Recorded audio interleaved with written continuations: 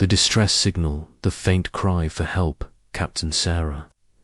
Chen stood in the command center of the human battlecruiser Terra's Wrath, watching the endless stars drift past through the reinforced viewing ports.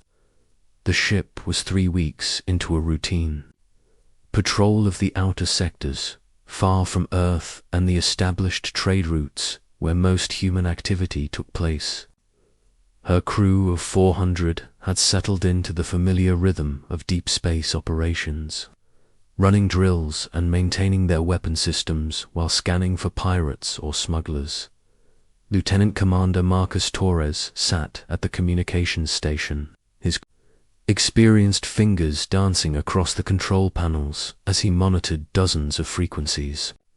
After 15 years in the human space fleet, he had heard every type of signal imaginable: distress calls from broken-down cargo haulers, automated beacons from mining stations, and the occasional encrypted message from intelligence operatives.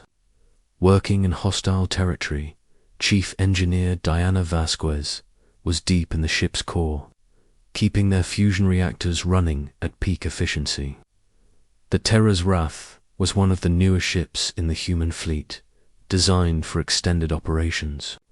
Far from friendly ports, her sleek hull bristled with plasma cannons and missile launchers, while her armor was thick enough to withstand direct hits from most enemy weapons. The ship's tactical officer, Lieutenant James Park, monitored the sensor arrays from his station, near the captain's chair. His screens showed the usual collection of asteroids, gas clouds, and empty space that made up most of the galaxy. Nothing threatening had appeared on their sensors for days, and the crew was beginning to think this patrol would be another quiet mission, an unexpected discovery. Everything changed when Marcus suddenly straightened at his station, pressing his headset closer to his ear with a look of confusion. The bridge fell silent as he adjusted his equipment, trying to clean up whatever signal he was receiving. His face showed growing concern as he worked to enhance the transmission. "Captain, I'm picking up something unusual," Marcus said, his voice uncertain. "It's definitely artificial, but not on any standard frequencies. The pattern suggests a distress signal, but the language is completely unknown." Sarah moved to his station, studying the readouts on his screen. The signal was weak and filled with static interference, but there was definitely something intentional about the patterns. Her years of experience had taught her to trust unusual signals, especially ones that didn't fit normal parameters. "Can you enhance it?" she asked, watching as Marcus worked his controls with practiced skill. "I'm trying to filter out the background noise," Marcus replied, his fingers flying over the interface. "There, I think I've got something." The bridge speakers crackled with static before a voice emerged, speaking in musical tones unlike anything the human crew had ever heard.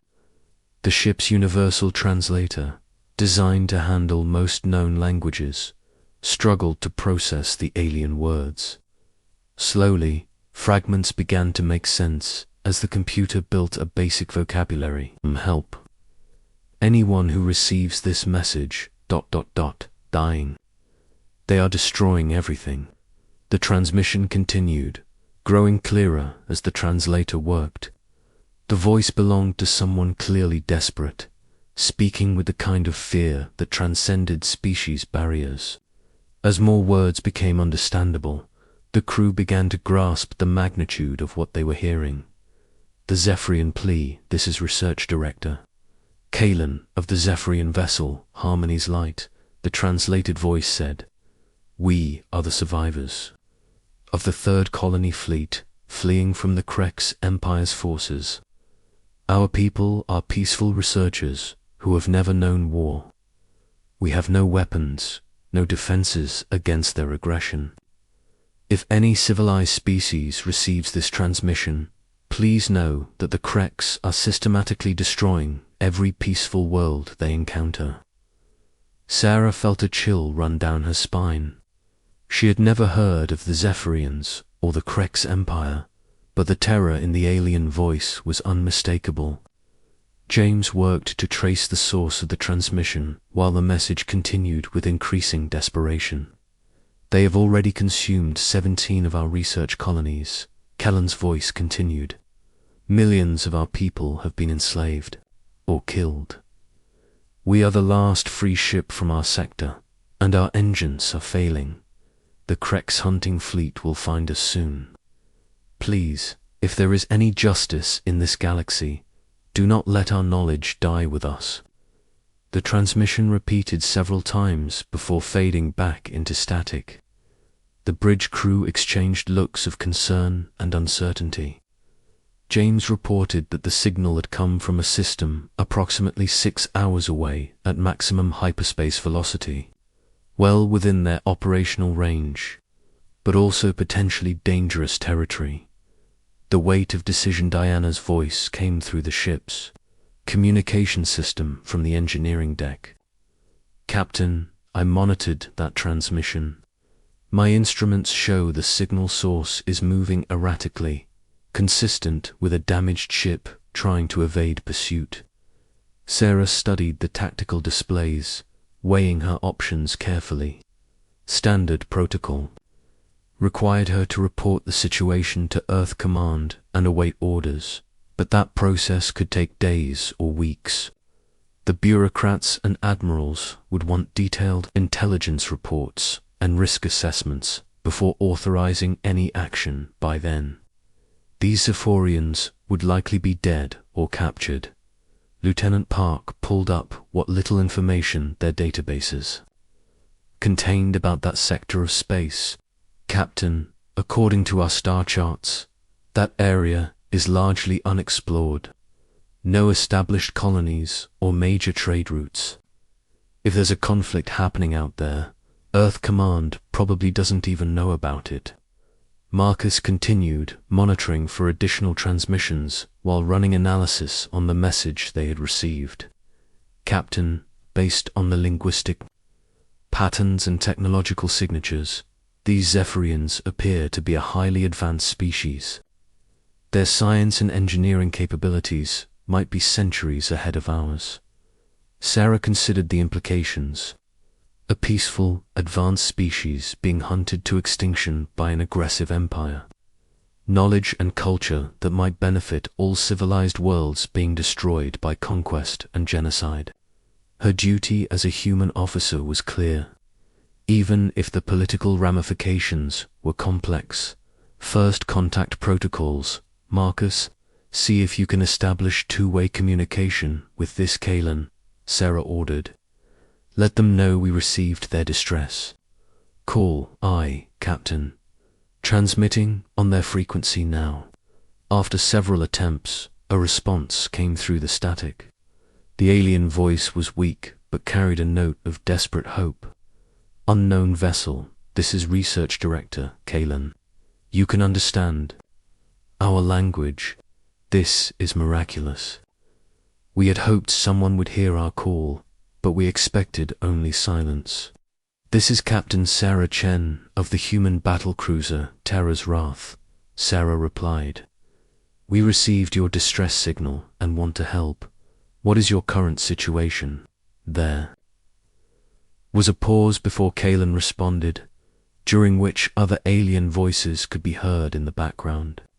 Captain Chen, ... humans. We have heard legends of your species from travelers who passed through our territory decades ago. They called you Deathworlders because your home planet is so hostile that it breeds incredible resilience and fighting spirit. Sarah exchanged glances with her officers. The term Deathworlders wasn't one humans typically used for themselves, but she had heard it from other alien species they had encountered. Earth's gravity, weather patterns, and ecosystem were apparently much more dangerous than most inhabited worlds. Learning the truth, Research Director, what exactly are you facing? Sarah asked. Tell us about these Krex forces. Kellen's explanation painted a grim picture. The Krex Empire was a militaristic civilization that had been expanding aggressively for centuries, conquering or destroying every species they encountered. Unlike typical conquerors who wanted territory or resources, the Krex seemed motivated by pure domination and the elimination of what they considered inferior. Civilizations, they do not seek to rule us or exploit our worlds, Kalen explained. They simply want us gone. Our research stations, our colonies, our ships, everything we have built over millennia is being systematically destroyed. Those of our people who are captured are forced into slave labor until they die. The Zephyrians, as Kalen described them, were a species that had chosen the path of pure scientific research. They had developed incredible technologies for space, travel, environmental engineering, and medicine, but they had never created weapons of war. Their entire civilization was built around the principles of peaceful exploration and the advancement of knowledge. We have perhaps 3,000 survivors aboard this ship, Kalen continued. The engines are barely functional, and our life support systems are failing. The Krex hunting fleet will find us within hours. Diana's voice came through the ships. Communication system again. Captain, based on their transmission signatures, I estimate they're about 4 hours away at our maximum speed. If we're going to help them, we need to leave now. The decision point. Sarah looked around the bridge at her crew. These were people she had served with for years. Men and women who had followed her through dangerous missions and hostile territory. Now she was asking them to risk their lives for aliens they had never met, against an enemy they knew nothing about. Marcus spoke first. Captain, if these Zephyrians are as advanced as they claim, their knowledge could benefit all of humanity. We can't let that be lost to genocide. James nodded in agreement. Besides, ma'am, since when do humans walk away from people asking for help, especially when they're facing overwhelming odds? Diana's voice crackled through the speakers. The ship's ready for combat operations, Captain. All systems are running at peak efficiency. Sarah felt a surge of pride in her crew. This was why she had chosen military service, to stand against darkness and protect those who couldn't protect themselves. The political consequences of acting without authorization were significant, but some decisions transcended politics. Commitment to action, all hands. This is the captain, Sarah announced over the ship's communication system. We have received a distress call from a peaceful alien species under attack by hostile forces. We are moving to render assistance. All departments prepare for possible combat operations. She turned to James. Plot a course for the Zephyrian ship's location. Maximum hyperspace velocity. Course laid in. Captain, ready to jump on your command. Marcus, send a message to Research Director Kalen. Tell them help is on the way, and to transmit all available data about Krex forces and capabilities. As the Terra's Wrath prepared for hyperspace jump, Sarah stood looking out at the stars and considered what they might find when they arrived. A single human ship against an entire enemy fleet was hardly favorable odds, but humans had faced impossible situations before and found ways to prevail. The ship's engines hummed with increasing power as Diana brought them to jump readiness. The familiar vibration through the hull meant they were about to leap across space to confront an enemy that had apparently never been defeated. Jump, Sarah commanded. The stars stretched into lines of light as the Terra's Wrath entered hyperspace, racing toward a confrontation that would test everything the crew believed about duty, sacrifice, and the human spirit. Behind them, Earth continued its routine operations. unaware that one of its ships was about to make first contact with both a new ally and a dangerous enemy. The journey through hyperspace would take 4 hours, giving them time to analyze the data the Zephyrians would transmit and prepare for whatever they might face when they returned to normal space. Sarah knew that the next few hours would determine not just the fate of the Zephyrian survivors, but possibly the future of human involvement in galactic affairs. Asterisk Hell comes calling, racing against time. The 4-hour journey through hyperspace aboard the Terra's Wrath was filled with intense preparation. The Zephyrians had transmitted detailed sensor data about the Krex Empire's hunting fleet, and what Sarah's crew discovered made their situation even more daunting than they had initially realized. Marcus worked with the ship's computer systems to analyze the alien technology signatures, while James studied tactical formations and weapon capabilities. The data painted a picture of an enemy force consisting of 12 heavy cruisers and numerous smaller attack vessels, all designed for one purpose: the complete destruction of their targets. Captain, based on the Zephyrian sensor logs, the Krex ships are heavily armored and equipped with plasma weapons that can cut through most known hull materials, James reported from his station.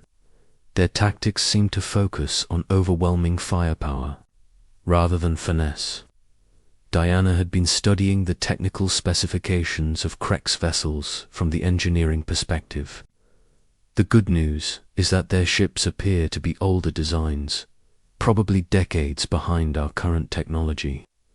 Their engines are powerful but inefficient, and their power distribution systems have some exploitable weaknesses. Gathering intel, Director Kalen had provided extensive historical data about previous Krex attacks, giving the human crew insights into their enemies' methods. The Krex Empire operated on the principle of total warfare. They would continue attacking until either they or their enemies were completely destroyed. There was no negotiation, no mercy, and no possibility of peaceful coexistence. They view any species that refuses to submit as a threat to be eliminated, Kalen had explained during their communications. Our attempts at diplomatic contact were met with immediate violence. They do not seem capable of understanding concepts like research, art, or peaceful coexistence. The Zephyrian ship Harmony's Light was a massive research vessel, nearly as large as Earth's biggest space stations. It housed laboratories, libraries, and living spaces for thousands of researchers and their families. The ship had been designed for decades-long missions of scientific exploration, not combat or evasion. Marcus had been amazed by the technological sophistication revealed in the Zephyrian transmissions. Captain, their scientific databases contain research that could advance human medicine, engineering, and physics by centuries. If this knowledge is lost, it would be a tragedy for all civilized species. Strategic planning as they approached their destination, Sarah called her senior officers to the briefing room to finalize their battle plan. The tactical situation was challenging. One human ship against a superior enemy force in unknown territory, with the added complication of protecting civilian refugees. We can't win a straight fight against 12 Krex cruisers, Sarah stated bluntly.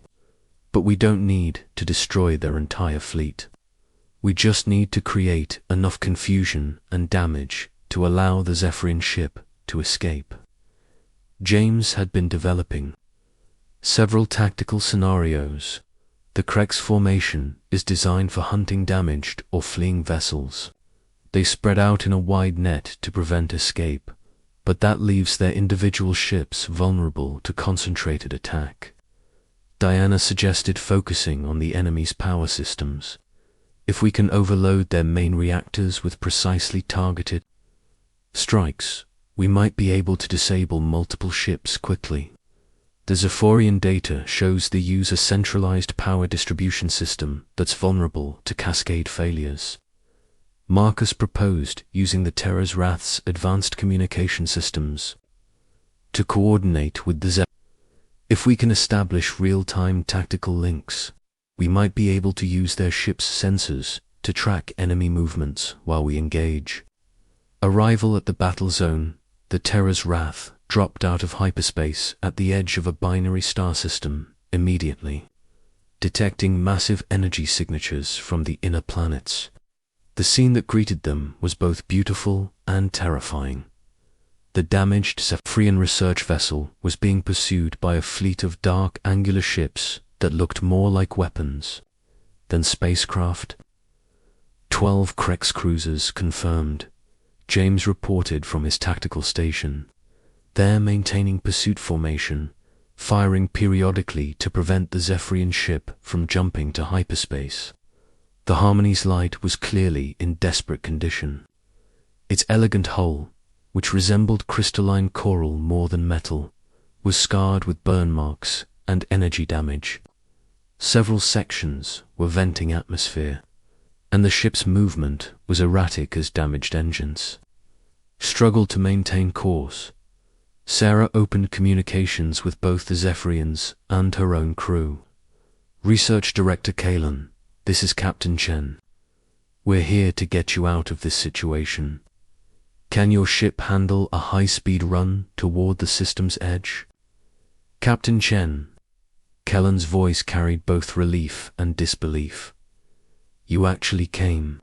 Yes, we can maintain emergency speed for perhaps 30 minutes, but our engines will fail completely after that. The human way of war, all stations, battle. Alert, Sarah announced throughout the ship. Prepare for combat operations. The Terra's Wrath accelerated toward the Krex formation, her engines burning bright against the darkness of space. The human ship was smaller than most of the enemy cruisers, but she was faster and more maneuverable. More importantly, she was crewed by humans who had been raised on a planet where survival required constant adaptation and aggressive innovation.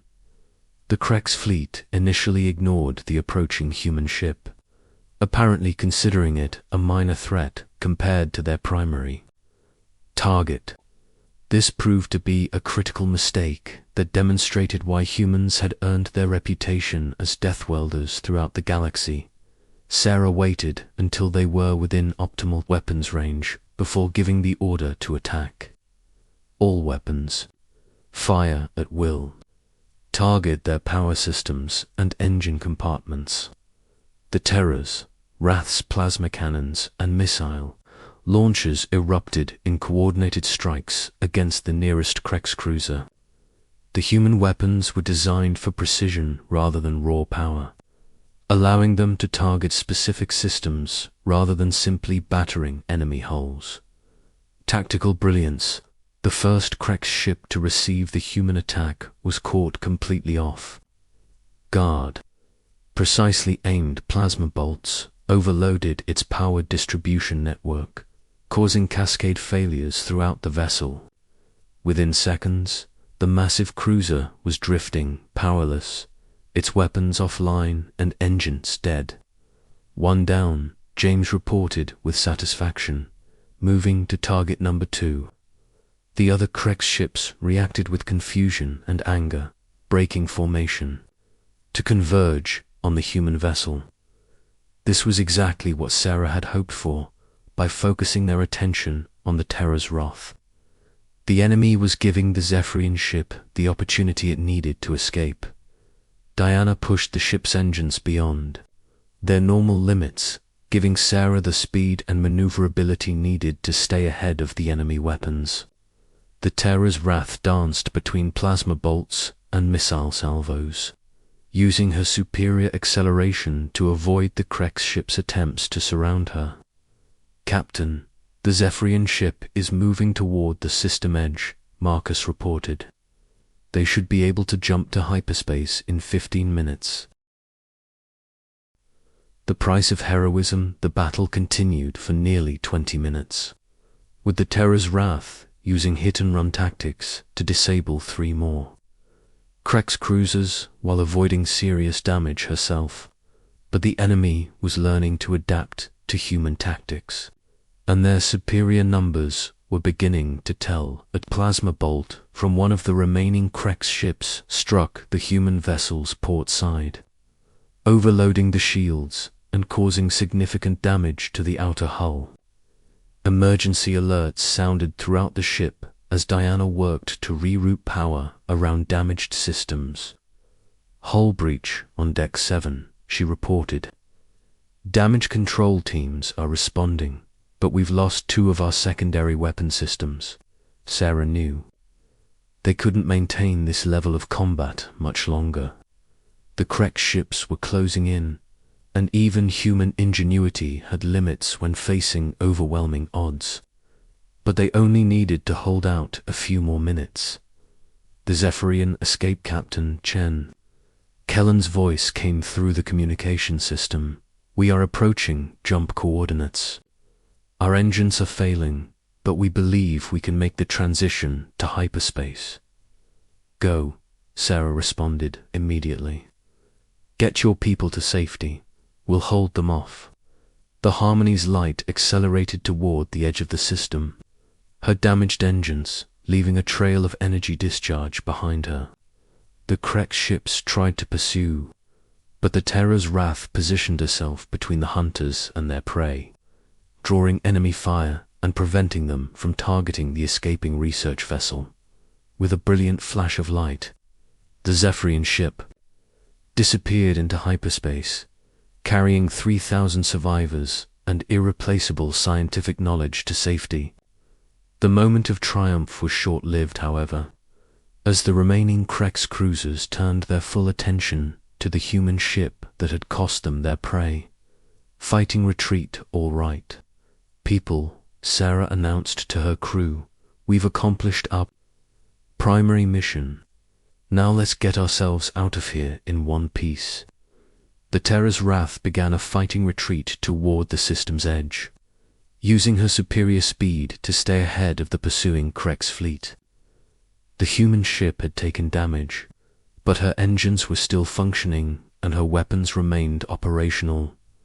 Diana worked miracles in the engine room, coaxing maximum performance from systems that were never designed for this level of stress. "Captain, I can give you emergency power for maybe 10 more minutes, but after that we'll need to reduce speed or risk complete engine failure." The Krex ships pursued relentlessly, their plasma weapons reaching out across space to try to destroy the vessel that had cost them their victory. Several times, enemy fire came close enough to overload the Terror's Wrath shields, but skillful maneuvering kept them from taking fatal damage. Lessons learned, Diazed. The human ship finally escaped to hyperspace. Leaving the frustrated Krex fleet behind, Sarah reflected on what they had accomplished. They had saved 3,000 lives and preserved scientific knowledge that could benefit the entire galaxy. But more importantly, they had sent a message to the Krex Empire about what happens when they encounter humans. "Captain," Marcus said. As they settled into the hyperspace journey back to human territory, "I'm receiving a transmission from the Zephyrian ship. Research Director Kalen wants to speak with you." Kellen's voice carried profound gratitude when he came through the speakers. "Captain Chen, your species has earned the eternal friendship of the Zephyrian people.